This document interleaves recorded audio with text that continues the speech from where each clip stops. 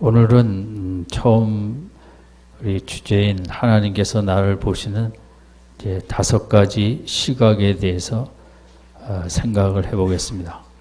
이제 5가지는 그 팜플렛에 있는 대로 너무 널찍널찍하게 만들어 갖고 첫 번째는 같이 한번 읽겠습니다. 시작.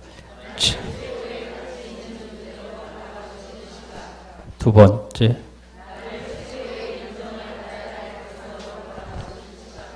세 번째. 네 번째.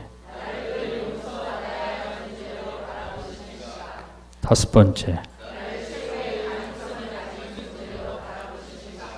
예, 이 5개를 우리가 꼭 마음에 품고 이 땅을 살아갈 때 우리가 더 힘있게 살아갈 수 있을 것입니다.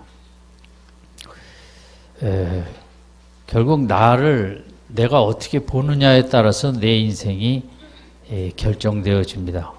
내가 나를 시시하게 보면 시시한 인생을 살게 되어 있습니다. 내가 나를 실패자로 보면 실패한 인생밖에 살 수 없는 것입니다. 또 나를 피해자로 의식하고 살면 나는 피해자라.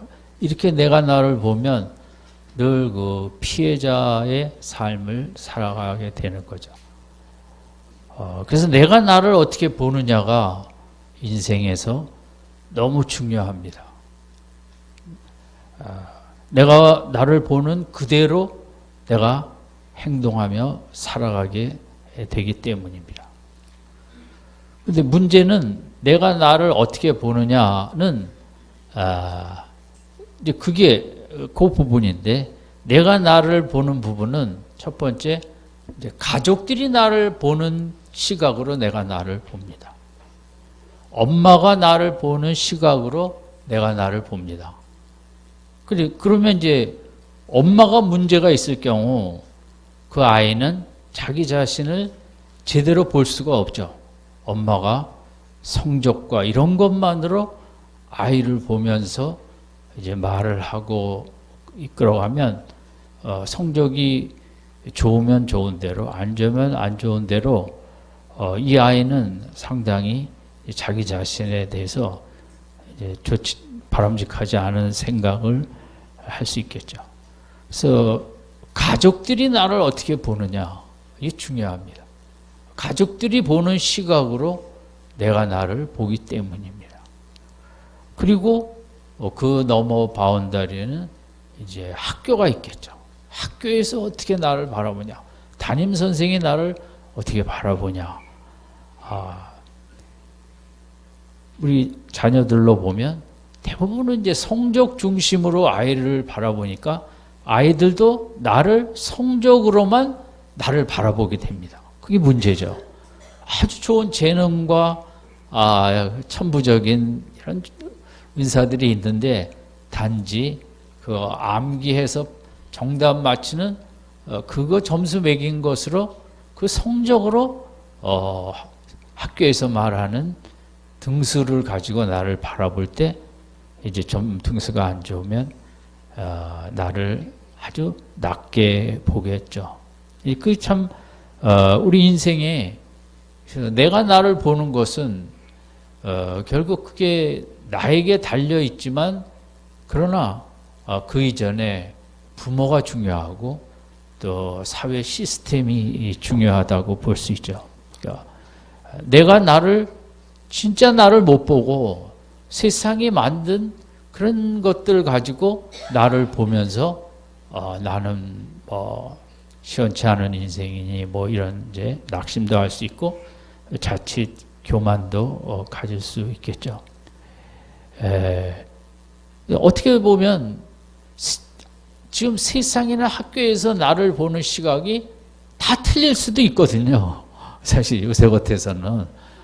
그런데 그거에 100% 지배를 받는 아이들이 많은 것도 현실이죠.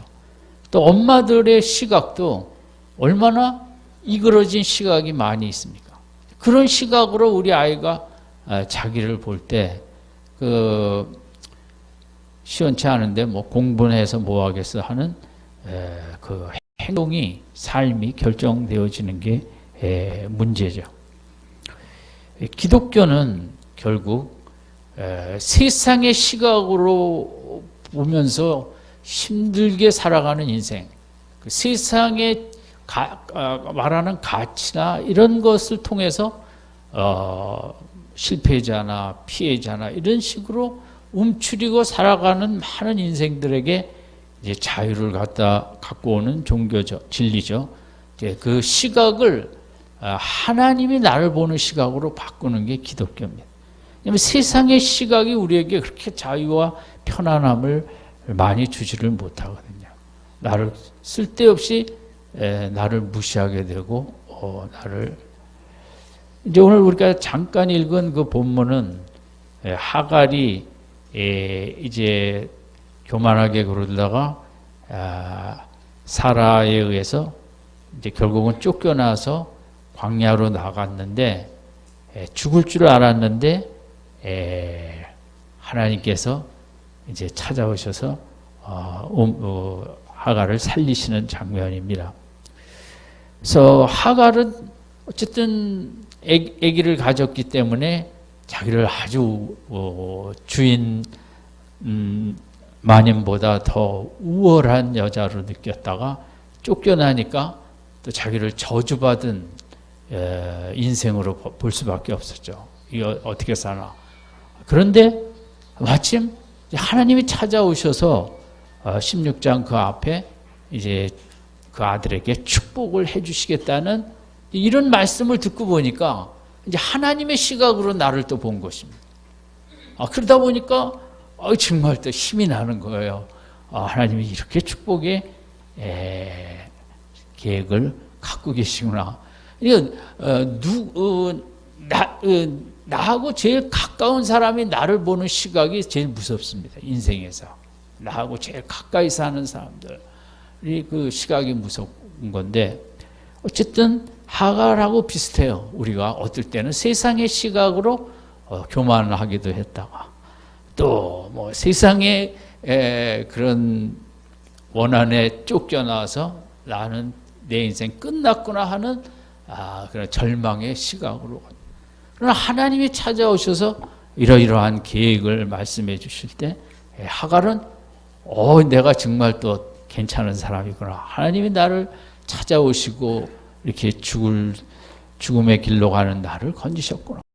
그러니까 하나님의 시각으로 나를 보니까 하나님이 이제 다시 집으로 돌아가라 할 때 자신 있게 돌아갈 수 있었던 거예요. 그러니까 참 내가 나를 괜찮게 보면 나의 삶이 더 이렇게 힘이 있고 나를 시시하게 보면 참 하루하루 사는 게 힘들죠. 뭐 고달프고 참 그런데 나를 보는 시각이 무엇으로 나를 보는가?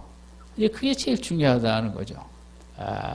이제 그 중에 제일 중요한 것은 이제 어머니의 시각이겠는데, 그래서 이제 하나님의 우리를 보시는 시각의 5가지의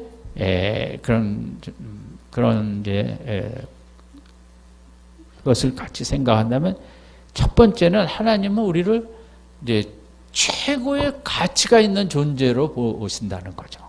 우리가 참 가치 있는 가치를 높이 평가받고 싶고 연봉도 나의 가치를 알아줘서 많이 주는데 사람이 자기 가치를 이제 알아주면 얼마나 그 기쁨이 있습니까? 우리 신앙에서 제일 중요한 것은 하나님께서 나를 말씀했는 대로 우주와 같이 큰 그런 가치를 우리에게 이제 부여하고 그렇게 보고 계신다는 것이 우리 기독교의 핵심이 되겠죠. 그런데 우리가 생각할 때 참 이 시대의 인생의 가치가 글쎄요 이제 연봉으로 따져서 가치를 매기고 이렇게 저렇게 하는데 그걸 떠나서 참 인생의 모습들을 보면서 참 인생의 가치를 매기기가 이렇게 쉽지는 않아 보이는, 때로는 참 애완동물의 가치보다 못하지 않나. 보면 어떤 강아지는 이렇게 아이들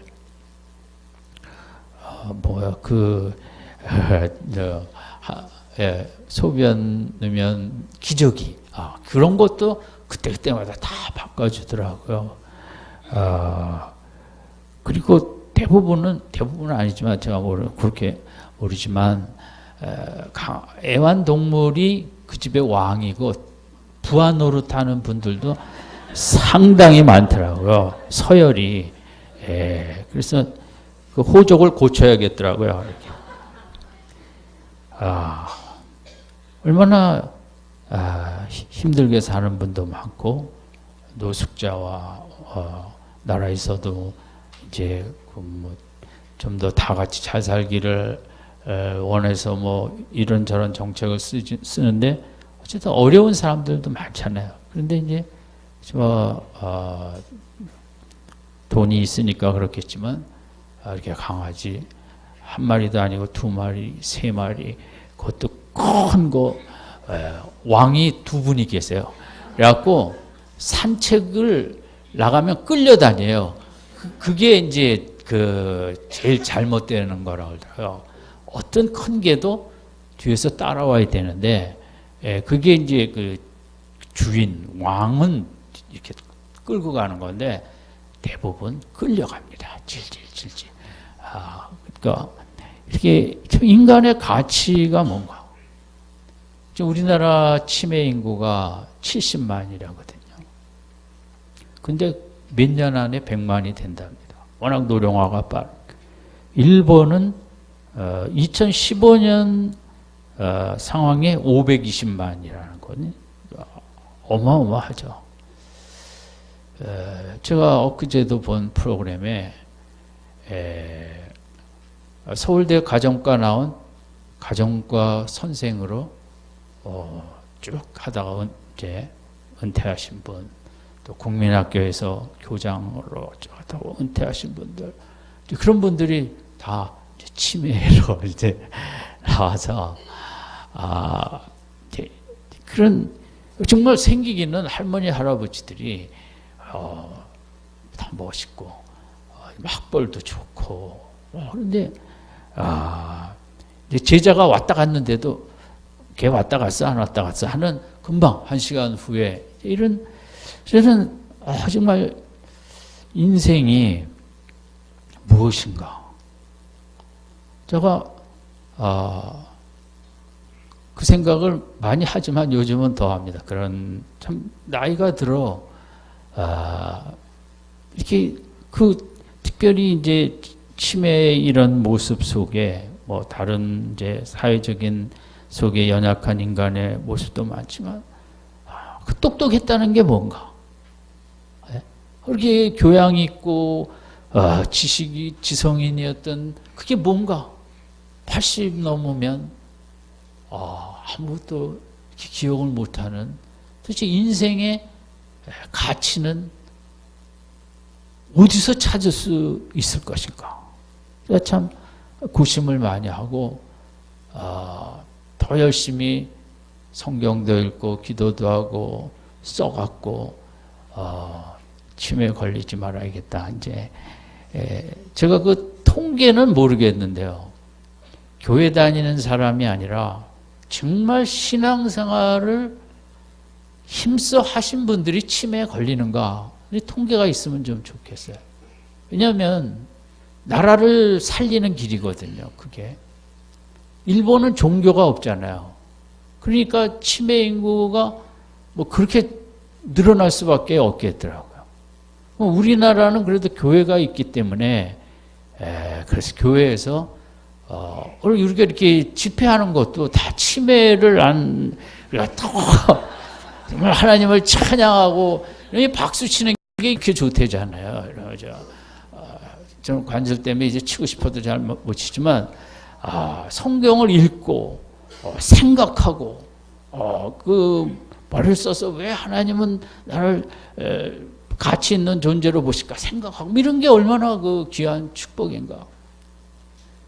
그래서 인간이 어디 가서 이렇게 가치 있는 존재를 어디 가면 될까요? 공부를 그렇게 잘하고 그래도 뭐 70 넘으면 네?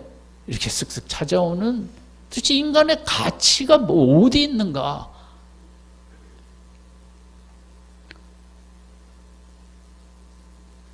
아침에도 말씀드렸지만 40, 50대 여자 네 분이 앉아서 그 속에 이렇게 얘기하다 우리 어머니 치매고 얘기 들으니까 옆에 있는 분 우리 아버님 치매로 요양소에 계시고 네 젊은 여인이 같은 자리에서 얘기하다 보니까 네 집에 다 치매더라 부모가. 그런지 참 인간이 얼마나 존엄하고 하나님의 형상을 닮은 위대한 존재인데 그 위대성과 가치를 도무지 저는 이렇게 찾기가 너무 세상에서 못 찾겠다. 그런데 이제 이것이 기독교만이 예수 안에 있는 자는 하나님께서 최고의 가치 있는 존재로 여기십니다. 아멘. 우리 가치가 있는 존재로 여길 수 있는 곳은 예수밖에 없습니다. 예수를 믿는 자, 하나님께서 이 죄를 대속하기 위하여 보낸 하나님의 아들을 믿는 자, 예수 안에 있는 자는 예수님과 똑같은 귀한 가치 있는 존재로 여기십니다. 너무 기독교가 감사한 거예요. 너무 믿음이 귀하고, 저도 뭐 이제 지금이야 직위 담임 목사지만 뭐 밖에 다니면 누가 뭐 그냥 할아버지인 줄 알고 뭐 그러죠. 뭐 알겠어요. 그래도 뭐 제가 은퇴를 하고 나가면 제가 그 빠고동학원에 가서 앉아 있다 합시다. 그럼 뭐 누가 그 무슨 이 사람이 과거에 뭐 했더니 뭐 세상에 훌륭한 자리에 있던 사람도 몰라주는데 우리 인생은 어느 한순간에 세상적인 가치는 다 날아가 버리는 거예요. 그런데 누구는 안 날아가냐? 예수 안에 있는 자는 영원할 줄로 믿습니다. 하나님은 우리가 설령 여기 있는 분들 중에 한 분도 그러기를 바라지 않지만 혹시 치매가 들었다 할지라도 예수를 믿었기에 하나님은 끝까지 가장 귀한 가치 있는 존재로 여겨주실 줄로 믿습니다. 예수 안에 있다는 게. 바울은 이제 우리가 금년에 에베소서 1장을 외우기로 했잖아요. 그래서 에베소서 1장을 저도 조금씩 보고 있는데 In Jesus Christ, 예수 안에 그 in 예수죠. in 예수. 예수 아니라는 말을 많이 해요. 인생의 축복은 지금 집값 오르는 서울에 있는 인서울이 아니고 in Jesus Christ. 예수 안에 있는 자만이 최고의 존재인 줄로 믿습니다. 그래서 나를 이게 우리가 은혜를 받으면 내가 직분에 상관없이 교회 다니 연수에 상관없이 내가 예수 안에 있다는 걸 느끼게 되면 내가 예수 안에 있는 거 하나로 내가 얼마나 귀한 존재인가 이제 성경에 이렇게 써 있다는 거죠. 세상에 무엇으로도 가치를 제가 미국 교포교회에서 사역을 할 때 일제시대 때 이화여대에서 피아노 치신 분도 있었고 또 이제 나이가 비슷한 분들 한 분은 이제 미국 가서 의대를 나와서 의사를 하신 분이죠. 근데 이제 여름 성경학교 때 반주를 해줄 분이 이렇게 이제 보자라서 그 일제시대 때 이화여전에서 이렇게 피아노를 쳤으니 얼마나 대단해요. 그렇지만 나이가 70이 넘었으니까 되겠어요 이게? 뚱땅뚱땅이가 한때는 최고의 정말 대한민국에 가치 있는 그런 자리에 있었겠지만 그것도 만하다 보니까 뭐 누가 이하에 대해서 피난을 했는지 버렸는지 아무것도 안 되는 세상의 가치는 정말 다 물같아요. 예수 안에. 내가 하나님은 우리 죄인을 가치 있게 볼 근거가 하나도 없습니다.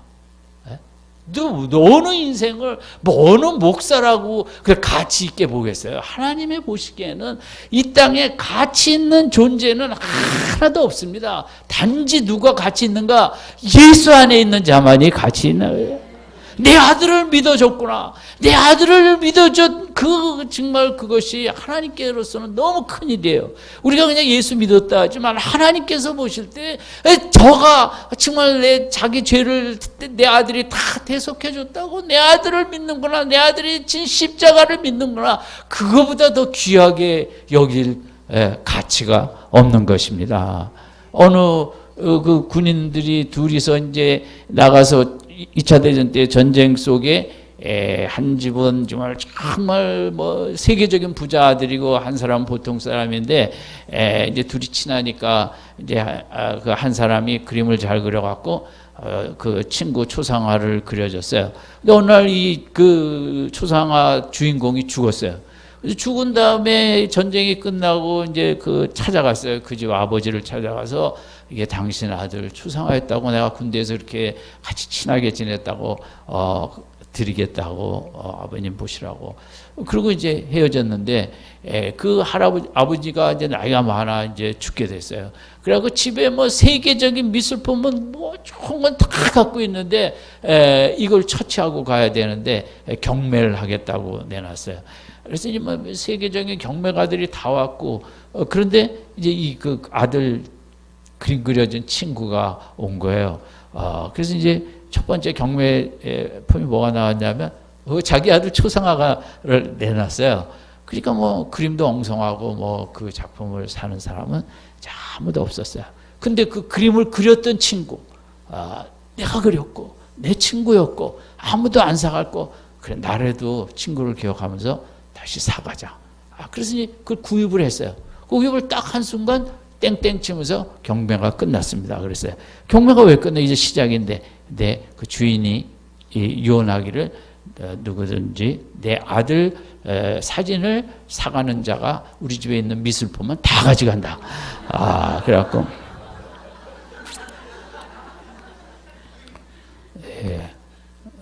사실이에요. 우리가 예수님 믿어갖고 위대한 가치 있는 존재가 된 거죠. 자꾸 성경을 읽으면서 내가 얼마나 가치 있는 존재인가. 하나님이 나를 보시는 그 시각을 회복하시기 바랍니다. 그 기쁨으로 사는 거예요. 뭐 교회에 오래 다니고 그것도 상관없고 목사 장로 그것도 상관없고 내가 예수 안에 있다는 이 기쁨, 이것이 성경이 말하는 인간의 최고 가치는 예수 안에 있는 것밖에 없어요. 두 번째는 이제 나를 최고로 인정해 주신다 이거죠. 하나님께서는 그 사람이 살면서 최고의 가치를 부여받아 어느 회사로 갔어요. 그 다음에는 월급을, 연봉을 많이 주면서 인정을 해줘야 될 거 아니에요. 그죠? 데리고 가갖고 일도 안 시키고 뭐 이러면 안 되죠. 하나님께서 우리를 이제 예수 안에 들어온 우리들을 정말 달고 있는 그런 그 뜨거운 마음으로 우리를 좋아하고 우리를 환영하고 우리를 정말 영접하고 우리를 인정해주고 인정해주는 하나님 우리 나를 최고의 존재로 인정해주시는 시각이 이게 이제 우리 기독교의 핵심이라고 할 수 있죠. 인정해 주시었기 때문에 그냥 우리가 원하면 성령을 한량없이 부어주십니다. 아멘. 여러분 우리가 신앙생활하면서 제일 감사한 게 이렇게 늘 죄를 짓는데도 또 회개하면 하나님 제가 정말 말씀대로 살고 세상을 이기기 위하여 성령의 능력이 필요합니다. 성령을 더 주십시오. 그런데 하나님이 안 주시는 적은 없잖아요. 우리를 귀히 인정하시기 때문에 그래 내가 네 마음을 알고 세상을 이기기를 원하고 말씀을 순종하기를 원해서 성령의 능력을 구할 때 그냥 하나님은 우리를 귀히 인정하시기 때문에 그냥 원하는 대로 다 주시는 거죠. 세상은 인정이 야박해요. 좀 하나 못하면 인정할 수 없죠. 나가시죠. 헤어지죠. 그죠? 하나님의 우리 최고 가치로 인정하신다면 우리의 연약함을 아시기 때문에 우리의 모든 그런 실수와 잘못들 속에서도 우리를 다 인정해요. 우리가 성경에서 제일 잊지 말아야 될 장면은 어려서부터 두고두고 배운 탕자가 돌아올 때 아버지가 다 그 해주신 옷 입혀주고 만지 끼워주고 신발 씻겨주고 그것은 언제라도 그 죄를 짓고 회개하고 돌아오면 하나님이 그 인정해 주시는 거예요. 그 세상이 가정은 사회는 우리 인정에 너무 야박한 거거든요. 하나님은 우리를 늘 최고의 가치 있는 존재로 인정해 주십니다. 세상은 두 가지 인정이 필요한데 존재론적인 인정과 어떤 능력의 인정을 원하는데 그런데 세상에서는 이 능력으로만 인정을 하려고 하는 거죠. 점수와 실적과. 그러니까 현대인은 너무 피곤한 거죠. 그걸 사람에게는 밥 먹는 것보다 더 인정 욕구가 있는 거예요. 인정을 받고 싶은, 그러니까 그 페이스북에도 좋아요가 있어요, 없어요? 그 인정받고 싶어갖고 거기다가 올리고 거기다가 막 이상한 사진 찍으려다 바위에서 떨어져갖고 죽기도 하고 뭐 그 다 인정 욕구에 막 별의별 정말 그러다가 사진 찍다 죽을 건 뭐예요? 그렇지만 그게 그렇게 인정 욕구가 강한 거죠. 사람이 세상에서는 인정을 야박하기 때문에 뜻대로 안 되면 주질 않죠. 그다음에 이제 존재론적인 인정을 받아야 되는데 존재론적인 건 애정과 관심과 공감을 갖고 이렇게 마음을 나눠야 되는데 가족끼리도 이게 힘들어졌다는 거죠. 근본적인 우리 아이들도 점수 때문에도 인정을 못 느끼고 인간 존재론적인 인정도 잘 받지 못하는 그러면 여기 앉아 계신 분들도 비슷한 게 있을 거예요. 인정이 이게 그 결핍이 되다 보니까 우리가 자기에 대한 자존감과 이렇게 자부심이 약해져. 사람은 인정을 먹고 사는 존재거든요. 오늘도 집에 들어와서 주무시기 전에 인정을 해주고 주무십시다. 당신이 최고야. 정말 빈말인데 남자는 더 말에 약해요. 그냥 당신이 그냥 생각할수록 괜찮아. 그 말 한마디 저도 그 말 한마디 못 들어본 것 같은데. 우리 집사람 국어 실력이 약해갖고 이렇게 국민학교 좋은 데를 못 나와서 그래요. 저는 잘해요. 당신이 최고야. 하루에 10번은 해요. 이렇게 그런 맛에 조금 포가 쏘아갖고 그런데 어쨌든 어떤 두 회사가 하나는 부도가 났고 하나는 흑자 경영이라 가보니까 이 회사 한 회사는 좀 인정하는 분위기가 많고 한 회사는 정말 비난이 많은 회사는 부도난다. 서로를 인정하고 격려하는 회사는 그 문학가가 되겠다고 소설가 시인이 되겠다는 두 그룹이 있었는데 한 그룹에서는 서로 못 싸우면 단점만 꼬집는 게 이제 많이 하고 한 그룹에서는 잘한 것만 많이 이제 인정해주는 단점을 꼬집는 쪽에서는 아무도 문인이 되지 못했고 부족하지만 잘한 점을 자꾸 인정해주는 쪽엔 훌륭한 문인들이 나왔다는 거예요. 인정이라는 게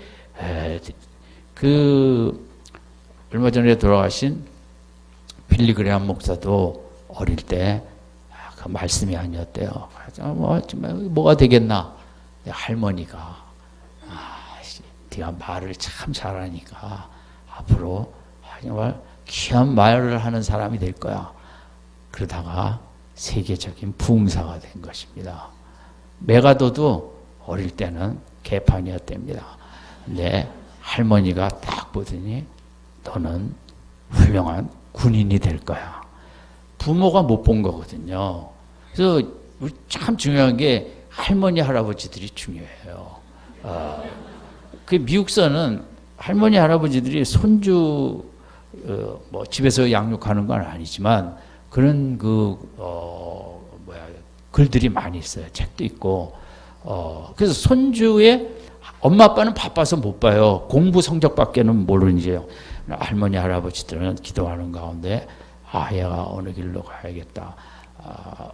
그 말 한마디. 그러니까 이 둘 다 그 말 한마디가 그렇게 귀한 자리로 인정을 해주는 거예요. 다 뭐 까불고 뭐하고 뭐 되겠나 그렇지만 딱 할머니가 볼 때는 그런 거거든요. 저도 더 기도해 갖고 이제 제가 이제 손주한테 말을 잘해요.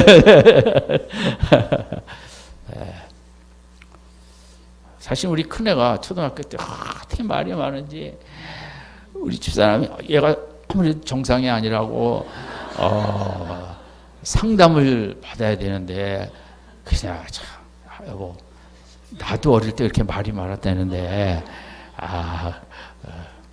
그러더니 변호사가 된 거야. 말 정말 잘해요. 걔가 그냥 그 논리적으로 걔가 뭐 소송 붙고 뭐 해갖고 진 적이 없어요. 제가 그걸 갖다 어릴 때 얘가 정신이 감을 이게 참 인정하기가 어렵죠. 그죠? 성적 외에는 뭐 인정하려 드는 게 하나님은 우리를 그렇게 이제 가치 있게 여기고 우리를 인정하시기 때문에 우리에게 성령도 주시고 저는 성령 주신 게 제일 감사해요. 성령을 주셨기 때문에 예수님을 사랑할 수 있잖아요. 뭐 예수님을 생각하면 마음에 감동이 있잖아요. 이건 성령의 역사거든요. 정말 예수님이 너무 귀하고 뭐 성령이 충만하면 막 천국이 너무 기쁘잖아요. 네, 놔두세요. 지금 여러분은 세상이 기쁘지 천국이 기쁠 때는 아니니까. 근데 성령이 충만하면 정말 천국이 너무 마음에 감동으로 오는 거예요. 이게 내가 뭐 술 취해서 그런 것도 아니고 성령이 충만하면 그냥 말씀이 너무 고마운 거죠. 내가 어떻게 이런 말씀을 읽으면서 할 수 있게 됐나. 아멘. 말씀에서 어떻게 힘이 느껴지는가. 그 성령의 역사거든요. 정말 내가 뭐 하나님 앞에 잘한 거 하나도 없는데 그렇게 예수 하나 믿은 건데 성령도 주시고 말씀도 주시고 천국도 주시고 너무 많이 주신 거예요. 게다가 하나 더 목사도 주고. 자녀 목사는 정말 여러분 자녀들은 목사 시키지 마세요. 목사는 별로 젊을 때는 제가 다 뭐 비슷할까 뭐 부름받아 나선 사명 뭐 어디 있는지 뭘까 할까 그냥 젊을 때는 그냥 목사 하면 되는 줄 알았어요. 근데 목사는 하면 할수록 이거 내가 못할 짓을 왔다 이런 생각이. 왜냐하면 자격이 없으니까 이거 하나님이 확실히 잘못 뽑으셨다. 잘못 뽑으신 것을 증거하시려고 나를 뽑으셨나. 이게 사람이 이렇게 하면 할수록 전문성을 갖고 즐겁고 자신감도 있고 자랑스러워야 되는데 목사는 날이 갈수록 이거 나 같은 자가 이게 부러워갖고 하나님도 괴롭고 나도 괴롭고 이게 정말 마음에 사실 편안이 없어요. 평안이 없어요. 뭐 그만하고 싶고 그만두고 싶고. 목사는 그래요. 그러니까 참 좋은 직은 절대 아니죠. 할 일이 못 되는 거예요. 그런데 또 그만두지도 못해요. 또 그러면서 나 같은 아이 정말 하면 안 되는데 하면서 이렇게 또 맨날 나와요. 이렇게. 근데 좋은 점은 나 같은 자격이 없는 자인데 근데 그래도 하나님이 괜찮다. 하나님이 그래도 인정해 주시는 거예요. 이제 그런 정말 나는 자격이 없고 나는 그만둬야 되는데 하나님이 또 인정해 주시고 그래서 이렇게 하다 보니까 여기까지 오는 거거든요. 그런 또 은혜는 있어요. 인정을 받는. 다 마찬가지다. 너뿐만 아니라 다 뭐 목사라고 뭐 훌륭한 사람이니까 다 하나님은 다 똑똑한 사람 부르시냐고 시원치 않고 너 같은 자만 불러갖고 그래도 이렇게 하나님의 은혜, 그 하나님의 정말 인정해 주시니까 또 그냥 죄송하지만 감사합니다 하면서 이렇게 하는 거거든요. 참 그렇게 장로님 하세요. 장로님 시키세요. 여러분들 아주 좋아요. 목사님한테 큰 소리 빵빵 칠 수 있고. 그래서 제 아들도 장로 시킬래요. 네. 어쨌든 하나님께서는 항상 우리는 탕자예요, 사실. 하루를 지내고 나서 하나님 앞에 돌아올 자격 있는 자가 어디 있겠어요? 마음속에 부끄러운 생각과 하나님 찾지도 않고 내 성격에 뭐 화냈다 뭐했다, 정말 우리는 저녁이면 하루를 마감할 때면 다 탕자인 거예요. 그 사람은 그 사람이고 나는 나요 이러면 안 되는 거죠. 다 우리는 다 탕자예요. 그러나 주님 찾으면 그래 하고 안아주시고 우리를 자녀로 인정해 주시는, 이 세상에 이런 게 없다 이거죠. 부모도 요즘은 너무 야박하기 때문에 이러질 않는다는 거죠. 소수의 부모 빼놓고. 우리 교회 딱 한 학생이 있었어요. 지난번 수련회 가보니까 이렇게 엄마를 존경하고 사랑하고 우리 엄마가 제일 이쁘고 그런 엄마도 간혹 있는데, 대부분은 자녀를 있는 대로 부족한 대로 인정해 주셨는데, 하나님만은 우리를 그렇게 어떤 적에도 인정해 주신 거, 세상이 다 등을 돌려도 그렇게 하는 거죠. 다윗도 사실 나쁜 죄 여러 개 졌잖아요. 그래도 하나님은 아직 내 마음에 합한 자라고 인정해 주셨습니다. 아멘. 그걸 잊으시면 안 돼요. 우리가 죄는 져요. 하나님 앞에 부끄러운 거 있어요. 그런데 하나님 우리의 중심을 알아요. 다윗이 욕정에 넘어가고 인간이라 뭐 이렇게 하고 그거 속여갖고 내보내고 남편 죽이고 뭐 하고 하는 거 알아요, 하나님. 그렇지만 하나님은 그거보다 더 속 근원에 다윗이 그럼에도 하나님을 사랑하는 그걸 인정하고 계시는 거예요. 우리도 마찬가지예요. 우리 다 죄를 져요. 근데 하나님께서 너 죄 짓지 마라, 죄 안 지면 인정하게, 그게 아니에요. 우리가 죄는 짓죠. 성질도 부리고. 그러나 우리 중심에 그래도 정말 하나님이 나 없이는 못 삽니다 하는 그 중심을 인정해 주시는 거예요. 아멘. 우리가 예수 믿고 신앙생활 많이 하고 교회 오래 다녔으면서도 죄 짓는 거에 대해서 그리고 너무 죄책감 갖지 마세요. 인간이기 때문에 그럴 수밖에. 하나님은 그런 어떤 그 돌발적인 행동 뭐 이런 거에 너무 연연하지 않으세요. 우리 중심을 아시기 때문에 그렇게 우리를 귀하게 인정해 주시죠. 그죠? 세상은 다 외적인 것만 따지는데, 세 번째는 나를 뭐로 봐요? 최고의 사랑의 대상으로 이렇게 보시는 시각이 있는데, 여기 사랑을 우리가 오늘 다른 쪽에서 생각하면, 하나님은 우리의 미래를 보고 계세요. 아멘? 그게 문제예요. 하나님은 우리는 우리의 미래를 못 보는데, 하나님은 우리의 미래를 보고 계시다는 거죠. 예를 들면, 요셉이 총리 대신이 될 걸 하나님은 보고 계세요. 아멘? 그렇기 때문에 하나님께서는 총리 대신이 될 그런 그릇을 만들어야 되기 때문에, 그런 그 13년이라는 그런 그 힘든 시간이 요셉에게 필요한 걸 아세요. 그죠? 요셉이 우리가 보기에 흠이 없지만 하나님이 보시기에는 연단이 필요하고 훈련이 필요하다 이거죠. 근데 미래에 이런 인생이 될 거기 때문에 하나님께서는 거기에 걸맞는 진짜 사랑은 훈련을 시키는 것입니다. 연단을 주는 것입니다. 아멘. 성경이 말하는 진짜 사랑은 연단입니다. 어떻게 보면 시련입니다. 그게 진짜 사랑입니다. 제가 신앙생활을 해보면서 제가 그게 어떤 힘들고 뭐 이런 때가, 그게 진짜 최고의 사랑이었구나. 나를 최고의 사랑으로 사랑하기 때문에 하나님의 자녀들을 하나님께서는 때로 시련의 연단을 주시는 줄로 믿습니다. 그래서 우리가 또 그 큰 그릇을 만들기 위해서는 더 큰 연단을 주시는 거죠. 하나님의 사랑이라는 것은 우리와 달리 미래의 어떤 점을 보기 때문에, 모세의 그 중요한 역할을 보기 때문에 오늘이라는 시간이 모세에게는 너무 연단이 많이 필요했겠죠. 그래서 40년이라는 그 시간, 그게 사랑이에요. 그런 시간을 통해서 정말 하나님하고 더 가까워지는 거거든요. 하나님께 가까이 오게 하는 게 하나님의 참사랑인 줄로 믿습니다. 하나님께 가까이 오는 것은 연단과 시련이 없이는 가까이 안 갑니다.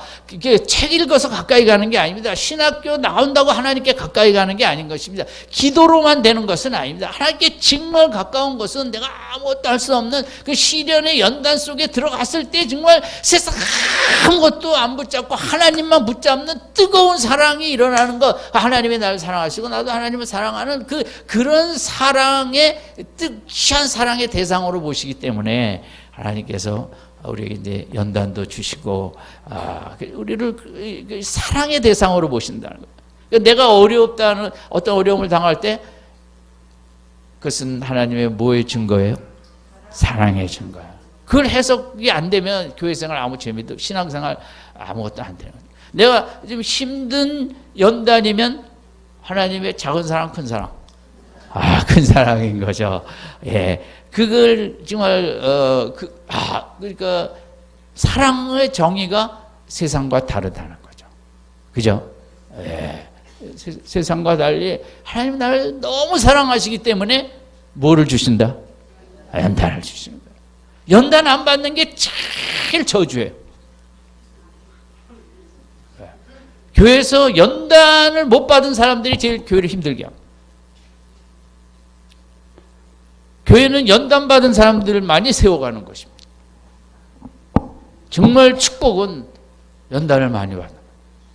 근데 저는 축복을 못 받아갖고 연단을 많이 못 받은, 그러다가 제가 지금 애석한 게 하나님이 나를 그렇게 많이 사랑하지 않으셨나 보다. 이렇게 생각하죠. 하나님은 나를 너무 사랑하시기 때문에 뭘 주신다?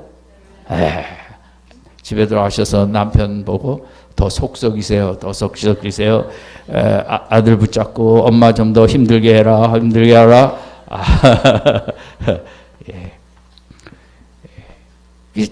하나님은 나를 사랑으로, 그냥 최고의 사랑으로 바라보시기 때문에, 정말 사랑이기 때문에 연단을 주시는 거죠. 그렇지 않으면 안 줘요. 네 번째는 항상 무슨 존재로 바라보세요? 용서받아요. 인간이 뭐 우리가 세상 사람들보다 사회적인 죄는 안 짓지만, 그러나 우리 인간의 본성이 죄성이 있기 때문에 우리는 뭐 숨쉬듯이 밥 먹듯이 하나님 앞에서는 죄를 짓죠. 그걸 안 지으려고 애를 쓰지만, 제가 볼 때 뭐 조금 줄일 수는 있지만 늘 짓는 죄는 그저 늘 동일합니다. 믿음 없는 죄, 흔들흔들하는 죄, 불안한 죄, 속상한 죄, 많은 그런 거가 우리 마음속에 뭐 그것은 끊이에요. 그런 게 우리 인간이라는 거죠. 로봇가 아니고 하나님께서 자유의지를 주셨기 때문에, 하나님께서 선택의 권한을 주셨어요. 인간에게. 우리에게 의를 선택할 수도 있고 죄를 선택할 수도 있는데, 세상에는 의로 유혹하는 세력은 별로 많지 않고 죄로 유혹하는 세력은 태초부터 이렇게 사탄이 있었잖아요. 그 죄의 문화가 가득하다 보니까 우리는 죄로 이렇게 이끌림을 쉽게 받을 수밖에 없는 거죠. 그래서 하나님께서 원하시는 것은, 제가 뭐 자주 말씀드립니다만은, 그 죄를 그때마다 이제 용서함을 받는 것이고, 정말 어린이들 3-4살 아이 방 놀면 다 어지럽히면 엄마는 따라다니면서 치우는 것처럼 기독교는 하나님께서 우리를 따라다니면서 그 잘못한 거 그때마다 콧물 닦아주시고 방 치우듯이 치워주시고, 기독교는 그거죠. 뭐 죄 짓지 말아가 아니고 그냥 그 죄를 씻어야 우리 속에 죄책감도 없고 깨끗해지고 마음이 자유함이 있고 편안함이 있고, 우리가 그 신경질 한번 가족한테 내도 마음이 불편하잖아요. 그죠? 그 죄라는 게 마음을 항상 불편하게 하는, 따라다니면서 십자가로 우리를 용서하시고 씻어주시고 정결하게 하시고 자유케 하시고 편안케 하시고 마음에 전혀 이그러진 것 없도록, 기독교는 하나님이 보시기에는 인간이 의를 행해야 할 존재지만 의로운 존재가 아니라 죄 짓는 존재이기 때문에 인간은 내가 따라다니면서 죄 용서를 해야만 하는 존재로 하나님은 보고 계시는 거죠. 아멘. 이게 너무 감사한 거죠. 따라다니면서 씻어주시는, 마음을 씻어주시는 이런 진리가 어디 있냐고요. 두들기든지 108번 이렇게 절해야 되잖아요. 그 얼마나 힘들겠어요, 여러분. 지금 교회 다니길 다행이지. 그랬으면 무릎도 아프고 관절도 아픈데 엎드렸다 또 뭐했다 두들겼다 뭐했다. 정말 진짜 진리는 너무 심플하고 단순하고 편안하고, 진짜 진리는 정말 인간의 행위를 떠나서 그냥 은혜로 모든 게 이루어지는 그 용서라는 게 그렇게 간단하게 단순하게 믿음 하나로 회개 고백 하나로 받는, 진리는 진짜 그 거저 주는 거야 되고 너무 쉬워야 되고 인간의 마음에 하나의 부담감 없이 다가와야 되는 게 진리거든요. 그 기독교의 용서가 그런 거죠. 하나님이 인간을 보실 때 의를 열심히 행해야 되는 존재, 물론 그것도 있으시지만 그렇게 쉽게 되는 게 아니고, 그죠? 죄를 따라다니면서 내가 씻어줘야 되는 존재로 보십니다. 그러니까 우리가 죄에 대해서 뻔뻔하면 안 되지만, 그러니까 내가 뭐 대충 살아도 되겠다 이러는 건 안 되겠지만, 늘 날마다 십자가를 생각하면서 나를 또 힘써 깨끗하게 하고 이런 게 우리가 힘써야 될 일이겠죠. 항상 뭐를 받아야 될 존재예요? 용서를. 하루 종일 용서받아야 될 존재. 다섯 번째는 뭐예요? 항상 최고의 가능성을 가진 존재.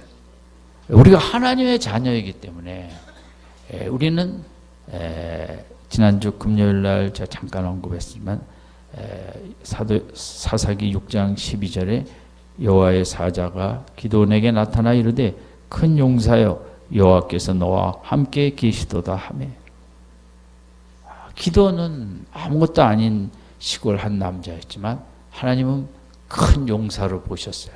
이게 하나님의 시각이에요. 우리 똑같아. 오늘도 우리를 보실 때 우리 다 기드온의 부르심 받을 때처럼 우리는 뭐 자랑할 게 하나도 없어요. 그러나 내가 함께하면 13만 5천의 미디안 족도 물리치고 나라를 평안케 할 수 있는 위대한 인생으로 보는 거죠. 하나님께서는 베드로를 복음서 내내 시몬이었지만 하나님이 베드로를 부르실 때 그 무슨 모습을 보고 부르셨어요? 그 베드로라는 모습을 보고 시몬을 부르신 거예요. 너는 분명히 그런 반석과 같은 페트라, 반석 같은 인생이 될 것이다. 아멘. 오늘 우리를 보시면서도 나이에 상관없이 내 건강에 상관없이 나는 너를 기도원으로 볼 것이다. 네가 아무것도 할 거 없지만 너의 기도를 통해서 이 나라가 축복을 얼마든지 받을 수 있다. 아멘. 이게 하나님은 우리를 정말 큰 자로 보고 계시다는 거예요. 우리가 인간적인 것들을 통해서가 아니라 정말 하나님께 매어 달림으로 기도원처럼 하나님 명령에 순종함으로 그런 시골에 이름 없는 한 인생이 나라를 구하는 나라의 최고 지도자의 자리로 간 것처럼 하나님은 오늘 나를 그렇게 보고 계시다는 거죠. 큰 용사로 너를 통하여 이 대한민국을 지키고 너를 통하여 미랄교회를 영광 속에 세우고 아멘. 예, 하나님은 오늘 우리는 자꾸 이제 우리 과거에 지금까지 이제 신앙생활 부족한 거, 뭐 한 거, 우리는 이제 늘 과거를 보죠. 하나님은 우리의 과거를 보신다, 안 보신다? 안 보신다. 하나님은 우리의 어디만 보신다? 미래의 영광된 모습만 바라보십니다. 그렇기 때문에 오늘이라는 시간 아까 요셉처럼 그 사랑으로 뭘 하신다고요? 그 연단을 하시잖아요. 근데 어쨌든 그것과 달리 하나님의 우리가 그 시각을 잊으시면 안 돼요.